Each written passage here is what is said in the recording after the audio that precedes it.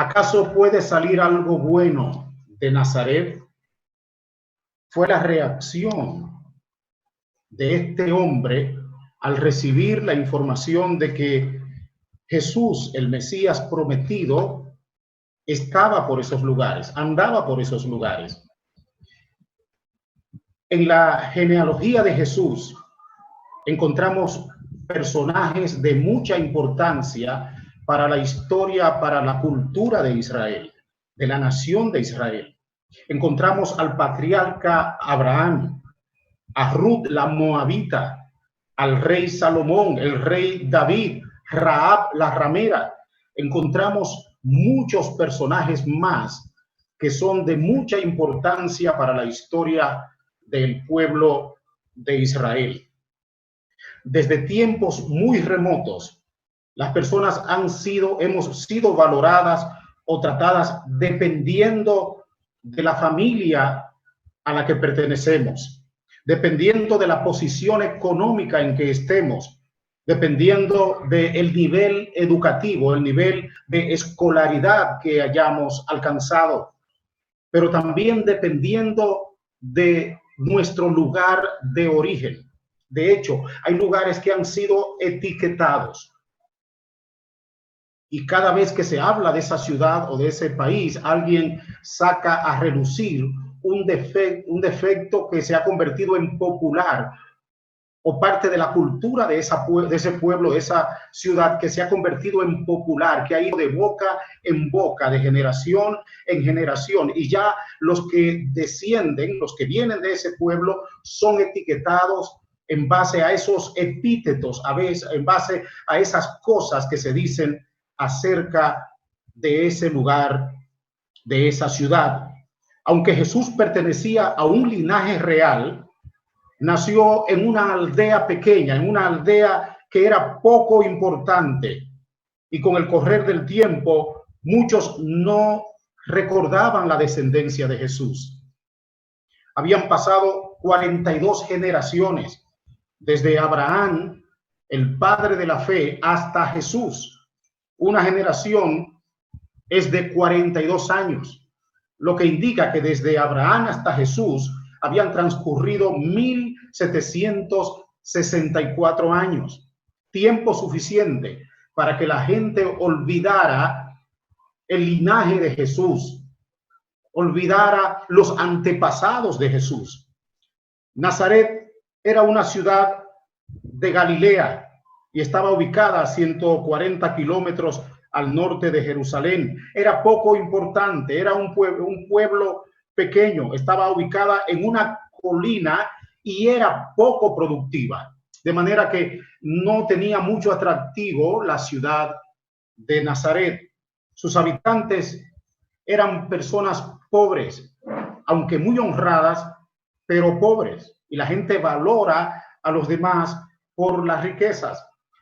Nazaret en griego significa guardiana o protectora, en el sentido de torre de vigilancia, y esto era debido a su ubicación, estaba en una colina. En hebreo significa brote florido, montaña florida, altura florida.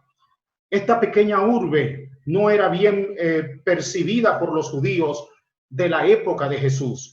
Nunca se menciona en el Antiguo Testamento como se mencionan otras ciudades, y tampoco es citada por el famoso historiador judío Flavio Josefo como cita a otras ciudades en sus escritos.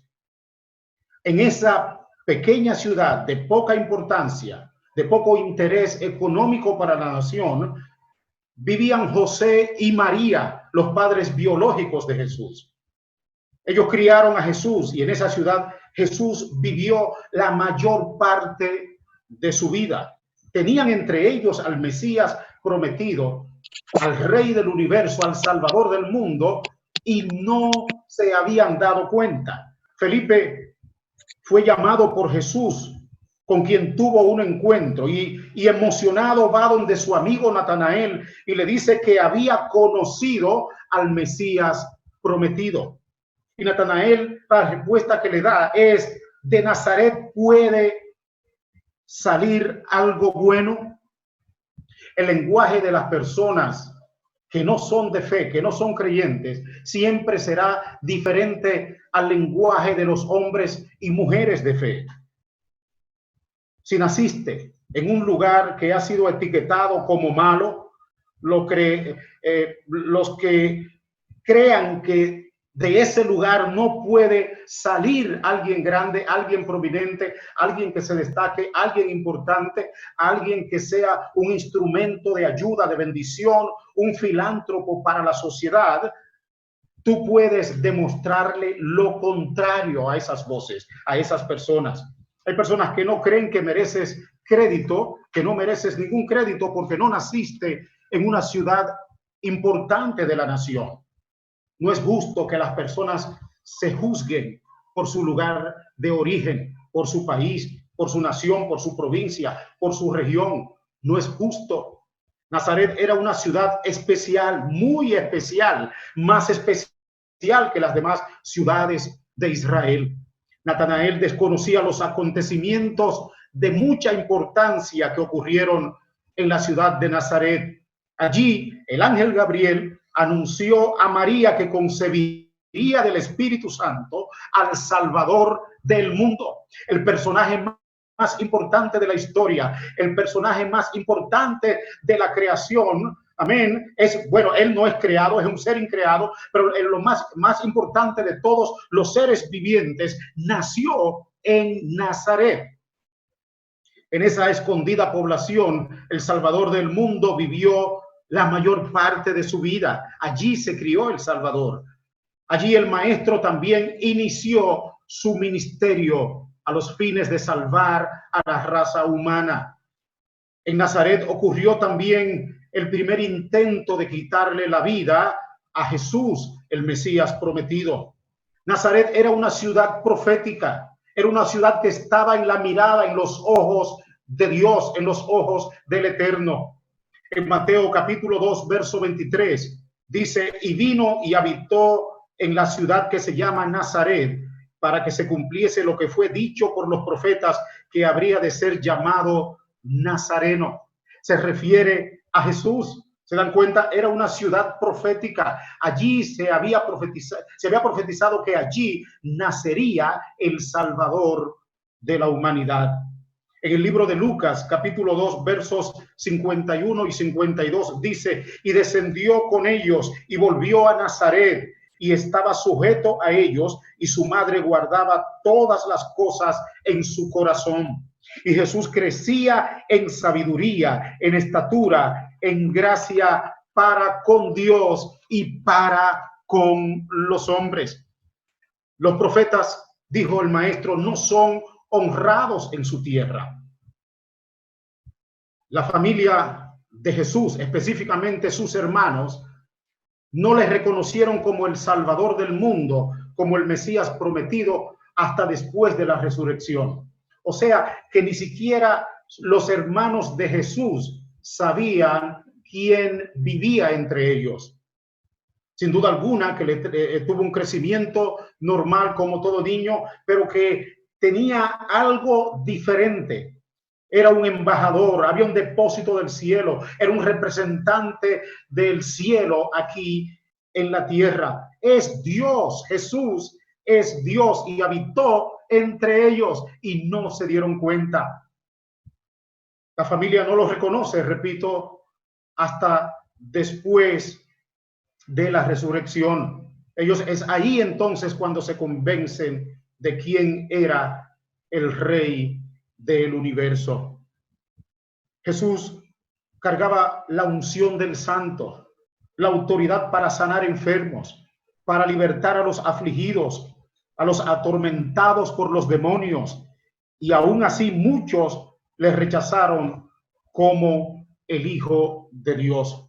Ahora, en una ocasión, Jesús le pregunta a los discípulos, ¿quién dice la gente que yo soy? Y Pedro le contesta después de que algunos dijeran, bueno, unos dicen que tú eres Elías, que tú eres uno de los profetas, pero ustedes, ¿qué dicen? ¿Cuál es la opinión que tienen acerca de mí? Jesús les pregunta como para saber si ellos tenían la revelación del Hijo de Dios, la revelación de quién Él era. Y Pedro le contesta: Señor, tú eres el Hijo del Dios viviente. Y Jesús le dice: lo que has dicho, Pedro, no te lo ha revelado carne ni sangre, sino mi Padre que está en los cielos. Tú eres Pedro, tú eres piedra, y sobre ese entendimiento, sobre esa revelación, sobre esa peña edificaré mi iglesia.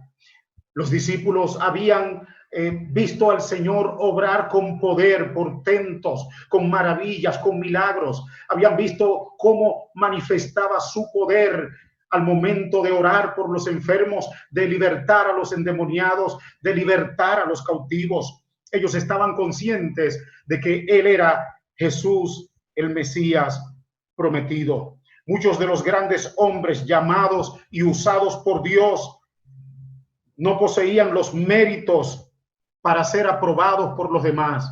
Me refiero a los hombres del Antiguo Testamento, pero también a los hombres neotestamentarios y a los posttestamentarios, a los que hoy por hoy hemos sido llamados para ser usados por Dios. Dios no nos usa por nuestros méritos, sino por los méritos de Jesucristo. Alguien dijo: Dios no llama a los capacitados. Él no nos llama por nuestra capacidad, pero Él sí capacita a quienes llama. Nuestras luces quedan opacas ante el conocimiento, ante la soberanía, ante la grandeza de nuestro amado Salvador. Les dije que algunos de los hombres llamados por Dios en el Antiguo Testamento no tenían méritos que le pudieran merecer ser aceptados como enviados de Dios, como elegidos de Dios. Moisés nació en la esclavitud en un país extraño y con una simple vara dividió el mar en dos y condujo al pueblo de Israel por el desierto. Y Moisés era tímido, pero también era tartamudo, era gago.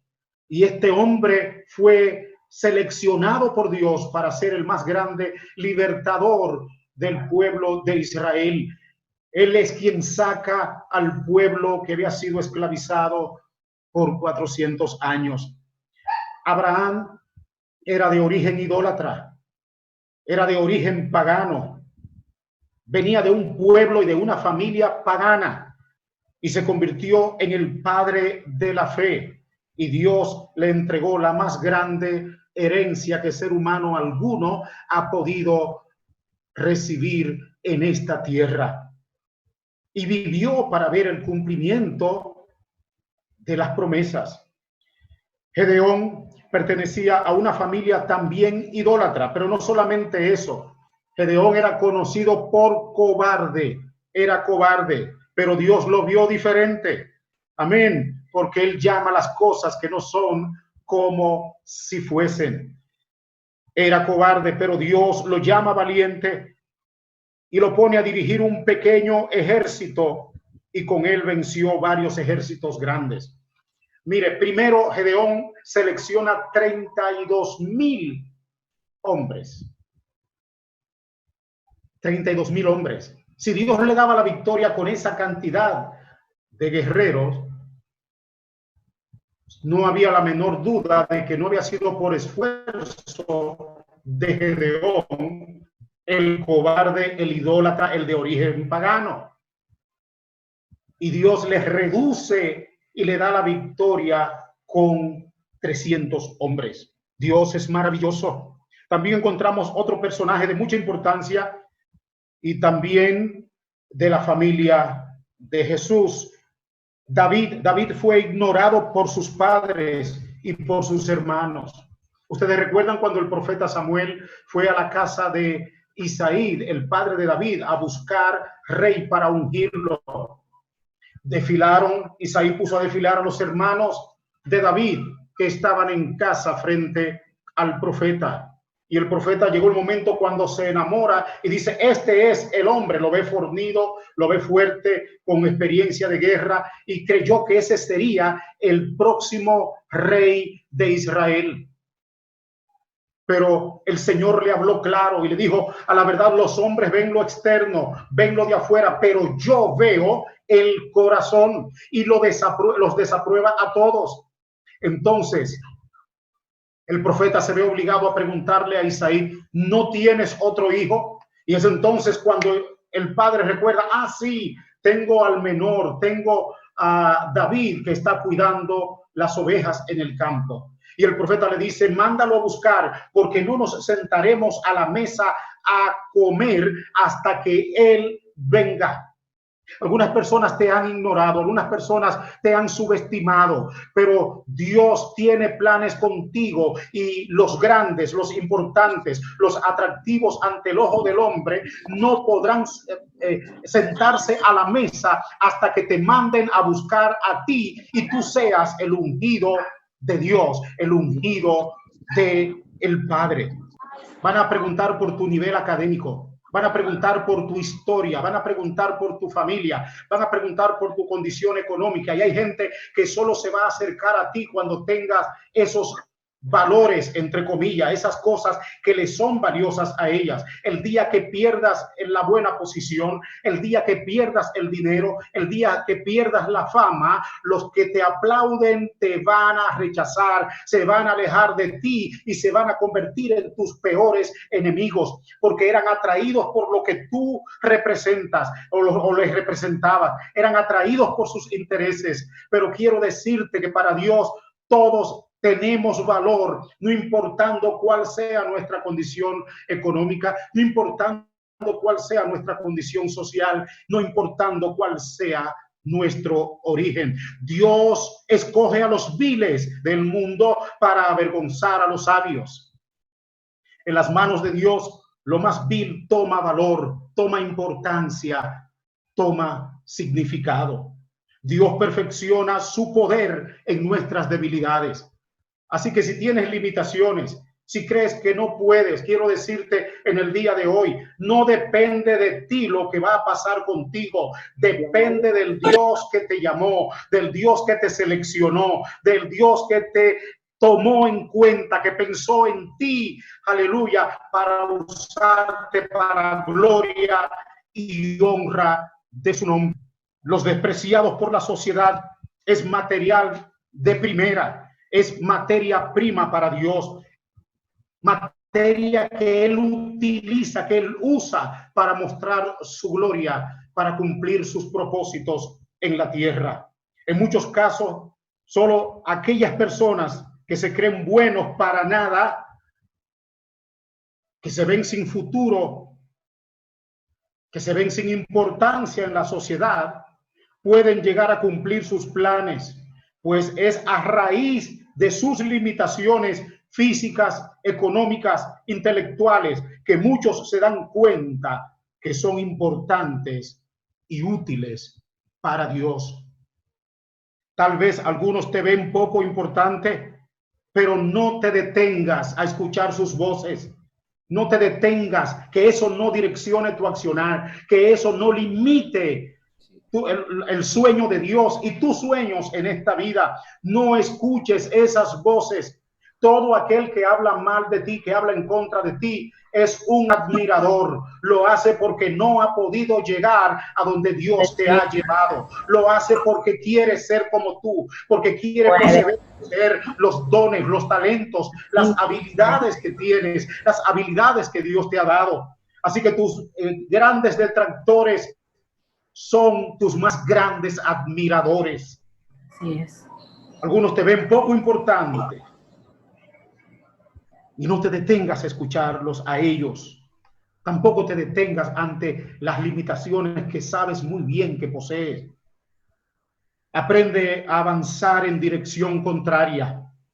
Avanza contra los pronósticos de las personas, de quienes anhelan ver tu fracaso.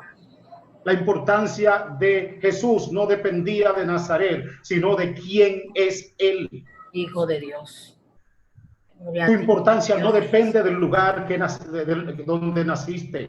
Pudiste haber nacido en la línea fronteriza, en el extremo sur donde nací yo, en el barrio menos importante de la capital, en cualquier lugar de la República Dominicana o del mundo. No importa tu importancia, y lo que Dios ha dicho que va a hacer contigo no depende de tu lugar de origen.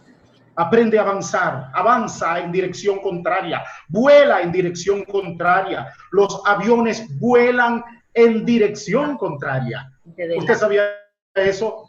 Los vientos contrarios son los más grandes aliados de los pilotos de los aviones.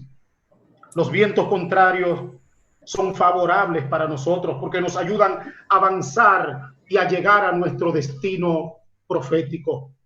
Quienes no conocen al Dios que lleva a sus hijos de la vileza a la realeza, del desierto a la tierra prometida, de lo ordinario a lo extraordinario, de lo común a lo sobrenatural, de la esclavitud al palacio, de la mendicidad a la abundancia, la escasez a la abundancia, del pecado a la santidad.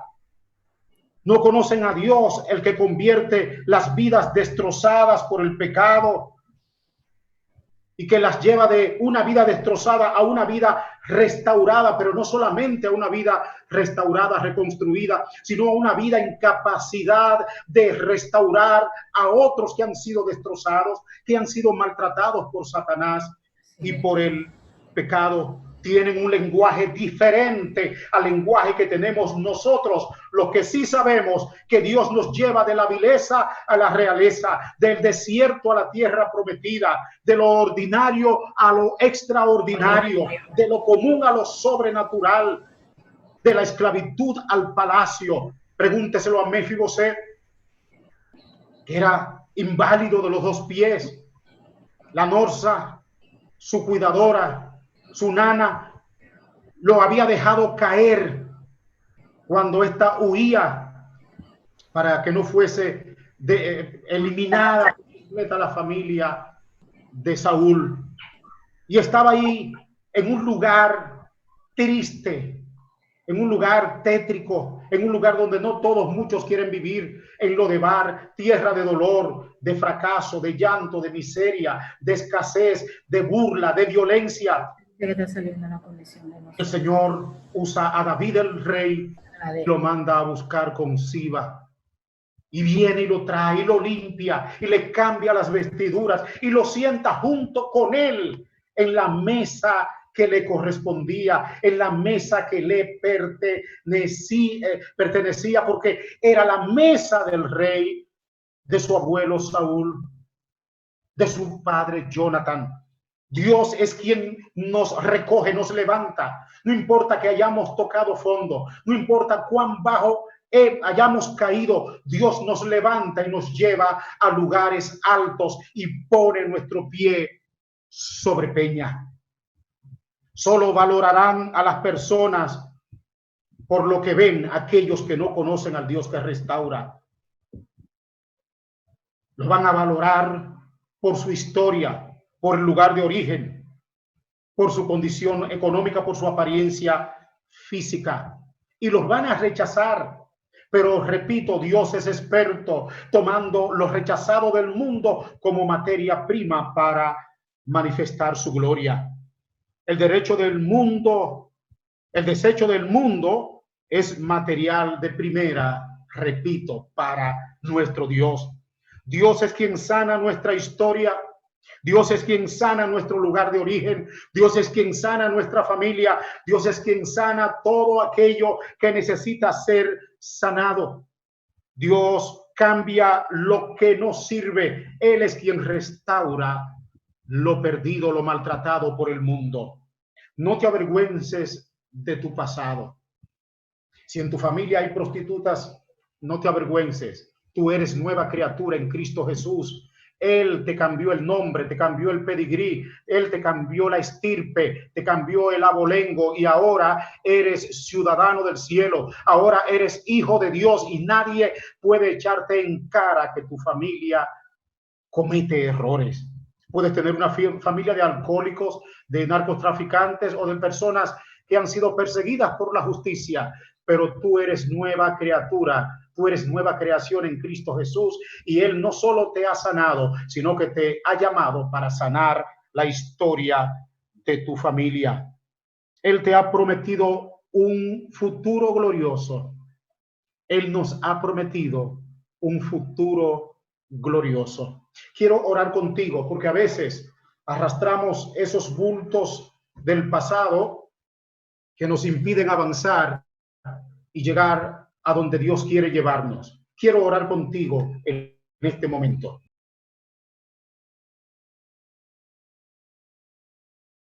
Quiero orar con esos oyentes que están ahí conectados a través de YouTube.